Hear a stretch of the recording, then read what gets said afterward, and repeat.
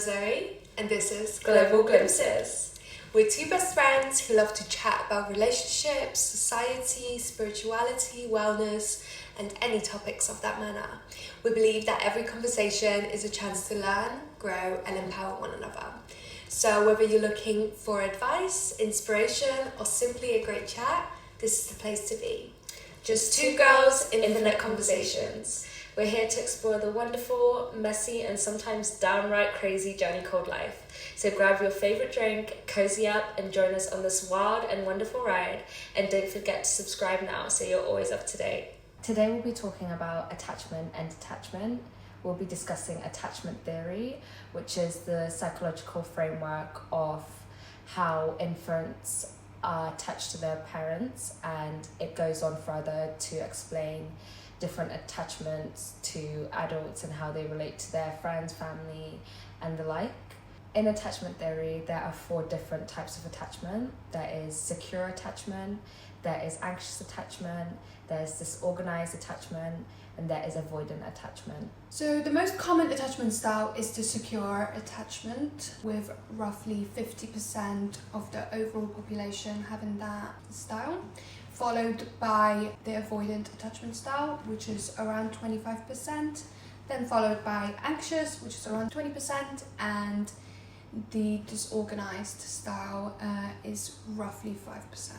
Securely attached people have trust and confidence in themselves and in others, as well as they know how to regulate their emotions very well. They are very comfortable with intimacy and they have positive view of themselves and others.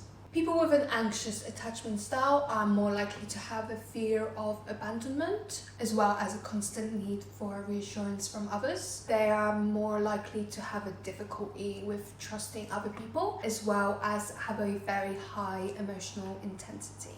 People that have a dismissive or avoidant attachment style tend to also have a fear of intimacy. They tend to be very self-reliant and not want to get help from other people. And they tend to avoid vulnerability and have a difficulty regulating and recognizing their emotions. And people that have a disorganized or a fearful attachment tend to have a bit of both. They can sometimes be anxious, they can sometimes be avoidant. They tend to have a difficulty trusting people and have sometimes traumatic past experiences that make them behave the way that they do. They also tend to exhibit unpredictable behaviors and sometimes quite conflicted with themselves in terms of their avoidance and as well their anxious attachment. It's important to note that these attachment theories are general categories, and individuals may display a mix of the qualities depending on the way they were brought up and specific situations. Everybody has different experiences during their childhood, which can then start to become the framework to these attachment issues or to secure attachment. It stems back to how your parents related to you and how they spoke to you and their actions with you. And those things as children, you internalize them and you start to learn from those relationships how to relate to other people. So for example, if you were neglected as a child, you can go either way. You can be anxious and feel like you're not worthy of that love, or you can be avoidant and try to prove to people that you don't need that love to come in from them, and you can do that for yourself. And it stems back to childhood and the experiences that you have. And it's important to note that people can grow up in the same house and have different attachment styles because they may internalize those experiences that they have with their parents differently, and parents can treat children differently as well, so they may have different attachment styles. In essence, these attachment styles are learning from how your parents treated you and then relating that to your other relationships and how you relate to yourself and your friends, your family, and even different aspects of your life such as work and education because of the attachment that you had with your parents. Attachment patterns, like anything, can change over time. It really depends on the individual, and how aware they are of their attachment, and that they do have a certain attachment style that isn't a secure attachment, and for them to actually do stuff about it. So one way is definitely to go through therapy and speak to someone that knows a lot more in depth about these attachment styles, and that can describe and really go into all of your wounds and why they manifested the way they did, and to be able to work out the initial trauma. We use the word trauma.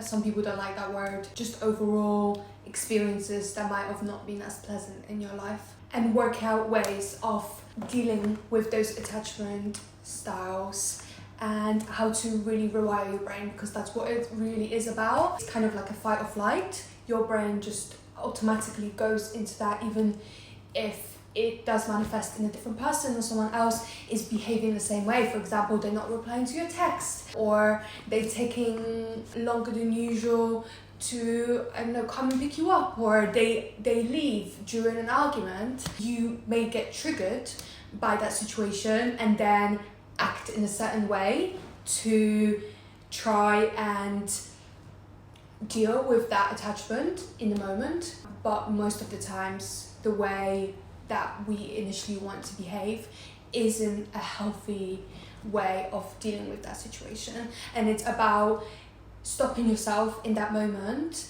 and being able to say, okay, I'm feeling like this because of these situations that I've had in my past that are manifesting right now in the way that I'm behaving, and realizing, okay, I don't have to carry on completing that pattern, and I can go and change that.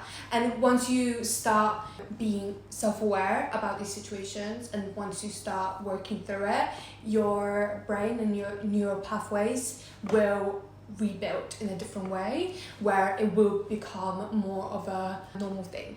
Yeah.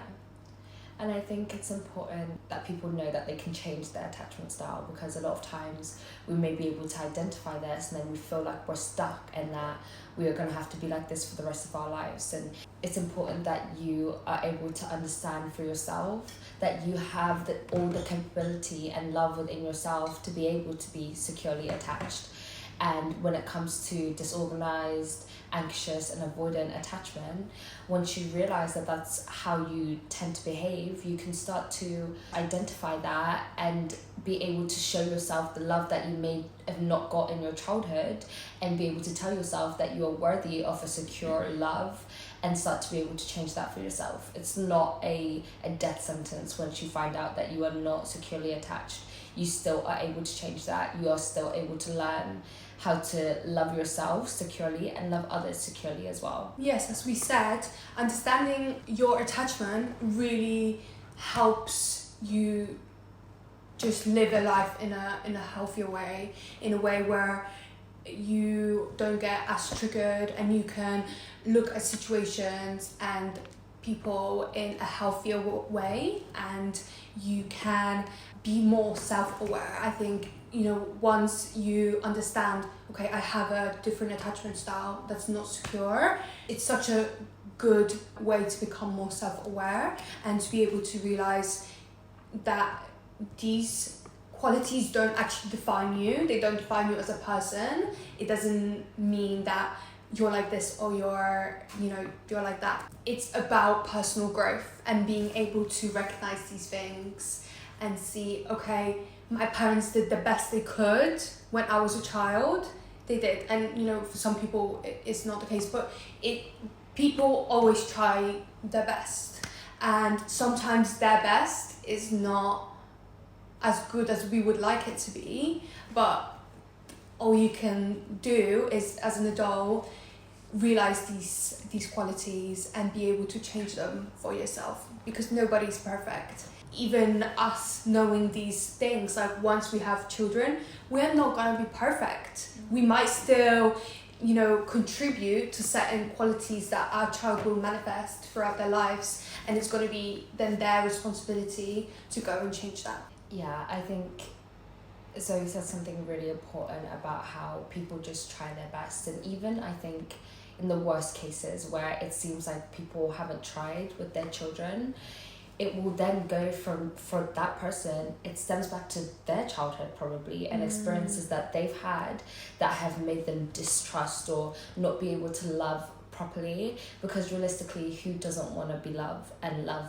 properly, it's just our vision of love is so skewed because people's experiences and traumas get in the way. So when they try and manifest their love to other people, they may do it in a different way or in a way that doesn't translate properly. Like a mother can try and give 100% of her love to her child, but if that's an unhealthy reflection, if they've had an unhealthy experience with love before, that might manifest in an unhealthy way to the child, and then further increase that child's possibility towards a non-secure attachment style. Also, I think once you're able to have that self-awareness within yourself about these attachment styles and the ones that you may have certain characteristics from, then you can start to build sympathy towards other people as well. And when you see someone behaving a certain type of way or trying to love you in a way that is maybe disorganized or not secure, you're able to then say, okay, this person is trying their hardest, they have had their own struggles that makes them behave a certain type of way, I have my own struggles that may make me behave a certain type of way. And you can start to relate with people so much better, because everybody is just trying to be loved and have a good experience on this planet. So once you can understand that, you can start to help heal those things within yourself and also within other people when you have the capacity to do that. Yeah, exactly. But as Chloe said, that's what's so important is when you have the capacity to do that. You cannot have capacity to do that unless you have given that love and that capacity to yourself. Because unless your cup is full and is overflowing, you're not able to give that love, because you're always going to be anxious, or you're always going to be coming from some place of insecurity or something. But also realizing that just because you can relate, that doesn't excuse someone's actions, and it's not really your responsibility to deal with their trauma. You can, if you want to give that energy, you're more than welcome to be able to help them and shed their light. At the end of the day, everyone's growth journey is up to them. No matter how much Chloe wants me to grow and she sees all of that potential within me, unless I give myself that chance and I see that potential within myself, I will never be able to grow and be a better person. So that's always something very important to, I think, say, because we don't want to excuse bad behavior and we don't want to excuse people that traumatize other people or that abuse other people mentally or physically. It's no excuse, no matter what sort of attachment they have. We're talking in situations where obviously you're not in harm and the other person's not putting you into harm. If that's happening, then the best thing for yourself is to just remove yourself out of that situation. A lot of us are brought up in the way of being healers for others. We are so used to always having to be there for other people that we kind of lose ourselves, and we think that, we can fix that person, or we can change them, or we can make them better. But at the end of the day, you can't. You can only tell them how you feel about the situation, or what your experience is, or what your knowledge is about a certain situation. But at the end of the day, it's up to that person to go and do that work by themselves. I think what you were saying is really important, because it comes back to boundaries. And if you haven't watched our last 2 episodes, go and watch them, because we touch on that quite a bit. It's important for you to say, as for myself, for me to be safe and happy, these are the boundaries that I have to have in place. And if someone is gonna cross those boundaries and make me unsafe and potentially unhappy, I'm gonna have to draw the line with them, because I know myself well enough, and that's the self-awareness. I know myself well enough to know that that's not gonna bode well with me. And once you're able to have those boundaries, then you can more easily help other people, because you know that once it gets to a certain place, once I get to my capacity, I cannot do that anymore. But if you keep on giving and giving and giving, eventually you give so much that you can't help that person. you know, or help those people. So boundaries are really, really important in that. And I think sometimes when people are more anxiously attached, because they have that fear of that person leaving them, they are more likely to give more of themselves, because they're like, I'll do anything for you to stay. And that's where you have to sit with yourself and say, what are my boundaries? Where do I draw the line so that if this happens, I'm out? Because you should never be putting yourself in a position where someone is abusing you emotionally, abusing you physically or financially or any kind of thing like that. Just because they have their own traumas, that does not give them the right to then put that onto you.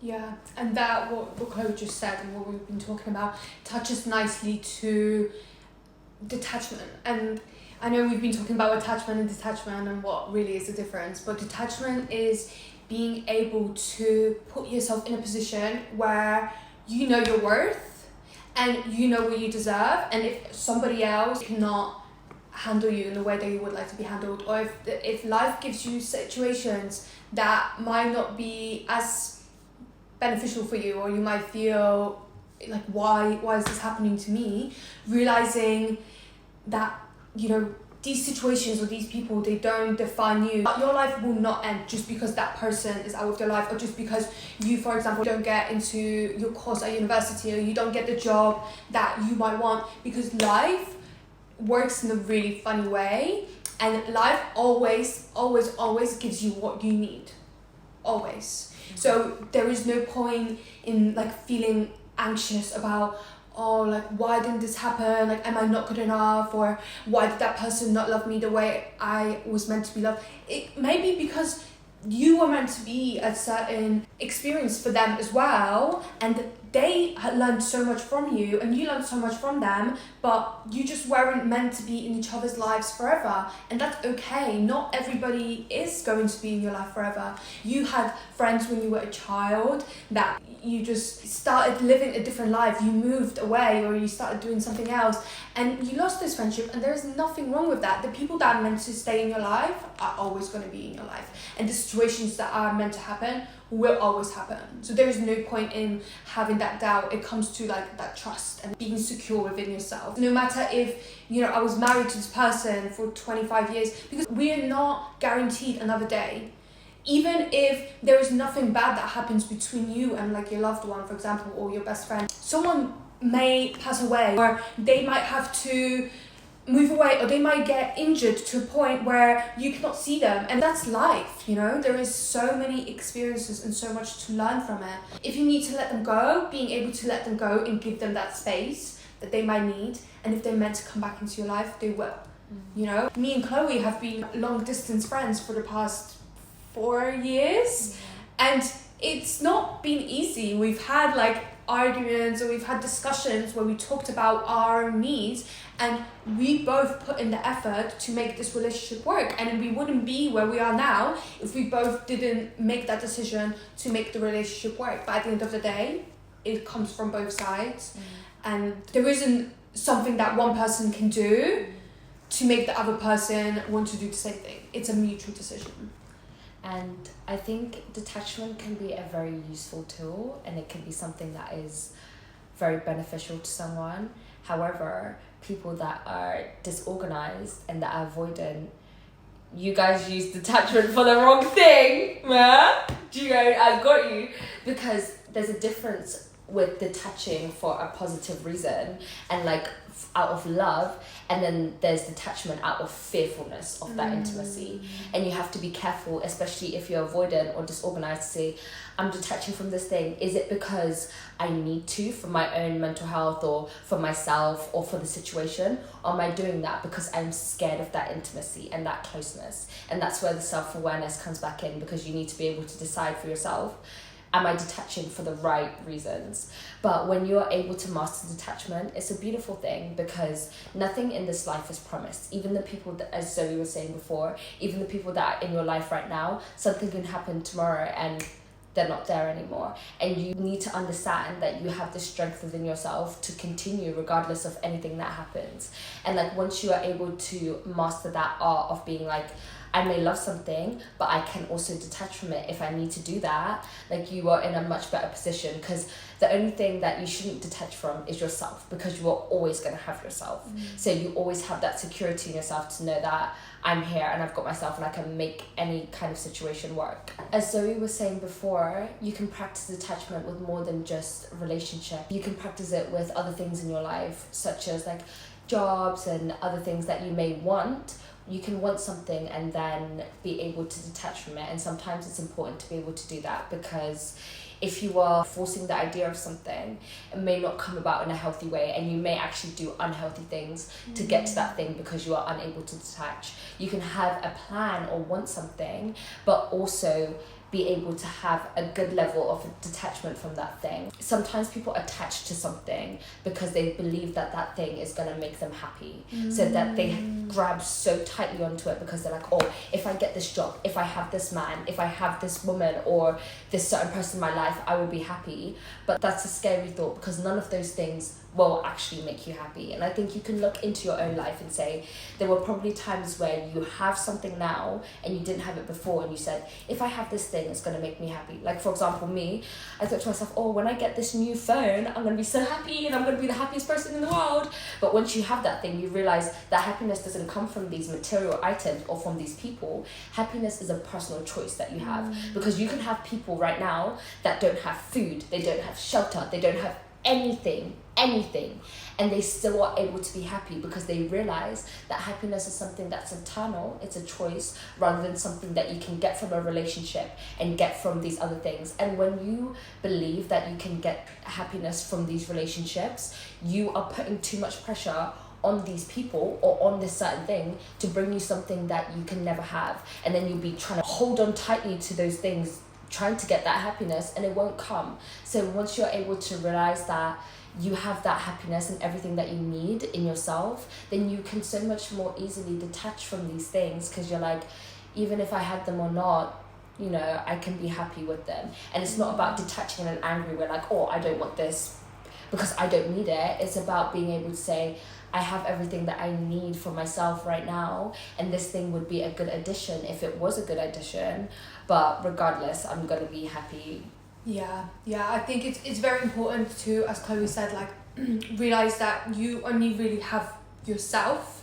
Everything else that's external is not up to you. There is the only thing that you can really control is your own actions and how you react to situations and how you choose to behave. Whereas any of these external situations that happen, you cannot control any of it. You cannot make somebody love you. You cannot make somebody want to work on their problems. If you go for an interview and you're not meant to get that job, you're not going to get that job. What are you supposed to do? Well, you're going to be like getting angry about it and like, but I want this job, and stop being like a little child. Like, that's not going to change anything. If that is meant to be for you, it's meant to be for you. And I found that when I am in that positive mindset, that I know that at the end of the day, it all works out in its divine timing, and I always get what I'm meant to get, and the universe and God always works towards my best benefit. I end up having like better days. What I found is whenever I start overthinking something, it starts spiraling and I start overthinking over everything, and then it becomes this situation where your whole day just goes really bad. I'm sure you guys have had these days where you just think that your whole day is just going to shambles. It's just so bad, but that's only because you're focusing on that negativity. So the only thing that can come to you is more of that negativity. It's like that magnet. If you're magnetized towards the negativity, you can only attract the negativity. Whereas if you're magnetized towards the positivity, only the positivity can come. Because even if the negativity comes, you are just like, whatever, you don't care, and you just let it go, and you're just in your la la land and you're living life. I think it's important as well, once you are able to identify your attachment style, and I'll put some links down below for a quiz that you can maybe use to understand what attachment style you are. But once you're able to identify that, a really key thing about this is communication, because once you know that maybe I'm anxiously attached or avoidantly attached, you can communicate that in terms of your relationships with your friends and family. And just because you have a certain attachment that isn't secure doesn't mean that you're unable to get in relationships and make a healthy relationship work. It just means that you are practicing how to become securely attached. And even people that are quote unquote securely attached, they still have, you know, things that they have to work on to be able to be a good communicator and be part of a healthy relationship.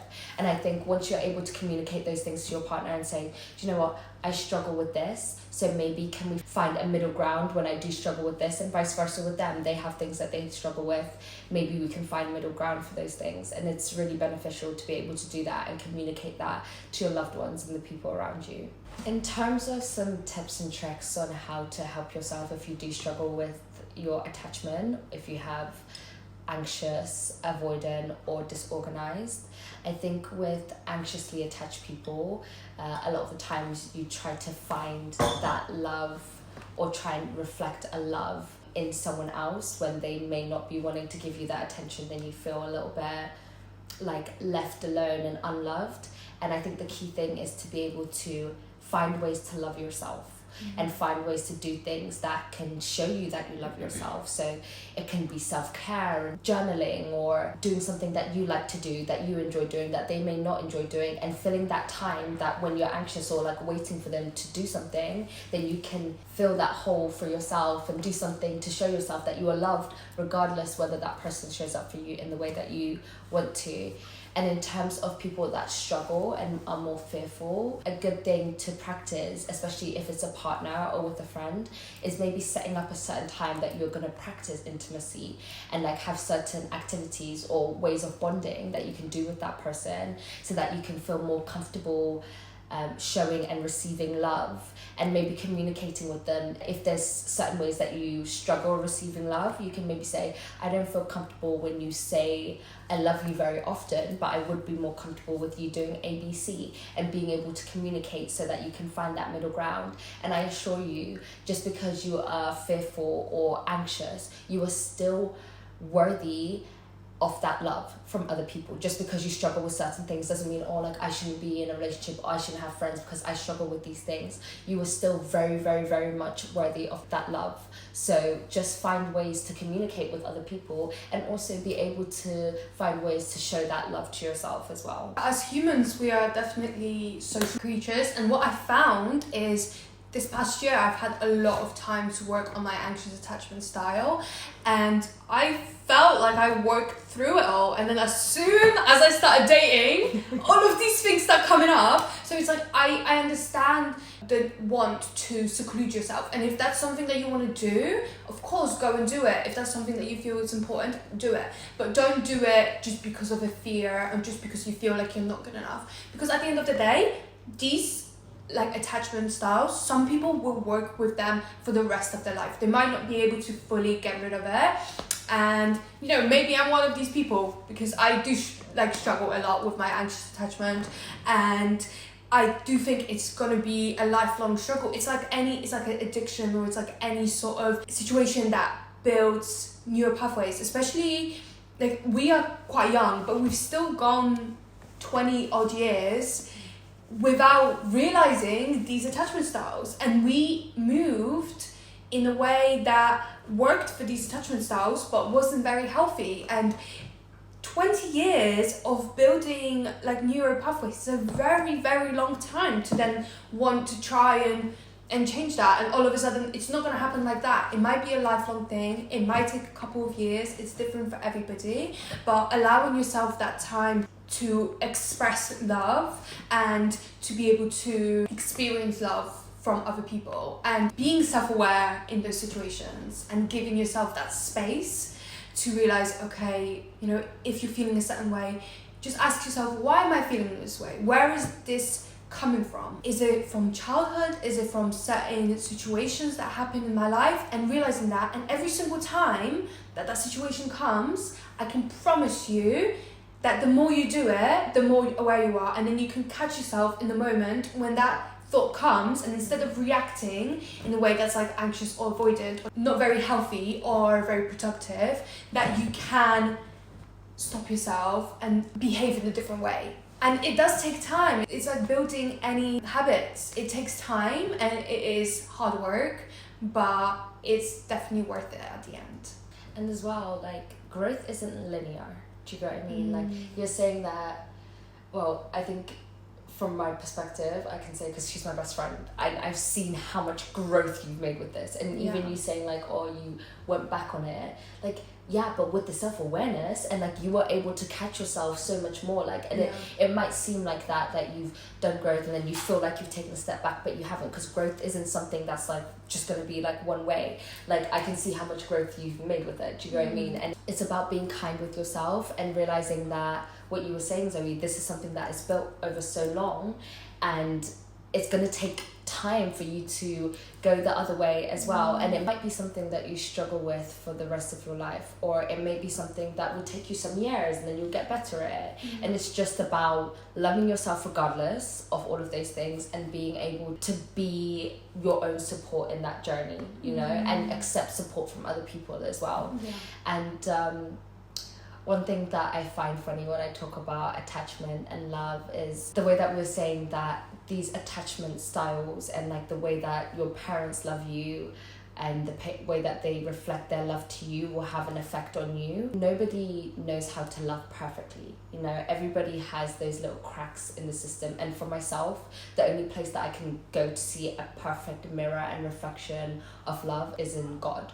So like sometimes I am trying to show someone that I love them, but because I have a broken perspective of love and I have my own attachment issues, I do that in a way that is actually harmful and hurtful to someone, because love to me is what I've been taught, and if someone has taught me the wrong thing, then I am going to reflect the wrong thing. So I think it's important as well to realize that sometimes you may be trying to love someone a certain type of way, but the way that you are showing them love is not a true reflection to what I call a reflection of love. Everybody will see that differently, but like me, I see that in God and how he loves me unconditionally, and regardless of what I do, he'll still show me the same mercy and love. And I think you having that information, you can say that sometimes, oh, I may be trying to love this person in this way and they aren't receiving it because of their issues or my issues. And it doesn't mean that you're a bad person or they're a bad person. It just means that experiences shape your perspective on these things. And it's okay, because you may have one perspective on love and it may change in the future. And it's just about taking that journey. That's what life is about, is this journey. Everybody's got these things that they're going to have to work through. That's the journey called life. And it's okay to start at some point, because you're going to grow. And if you're watching this video, then it shows that you're learning and you want to learn, so you're in the right place and you're doing the right thing. So just be kind to yourself and continue to love yourself and love the people around you to the best of your ability and your capabilities. Amen. Period. Slay. Abortion slay. And then his arms and his legs fell off and he became a little slump. But then he carried on growing. And then I worked 2 jobs in the factory, but he's as happy as he can be. And he's fairly happy. We hope you enjoyed this episode just as much as we have. Your support means the world to us. Remember, we're here to empower, inspire, and entertain.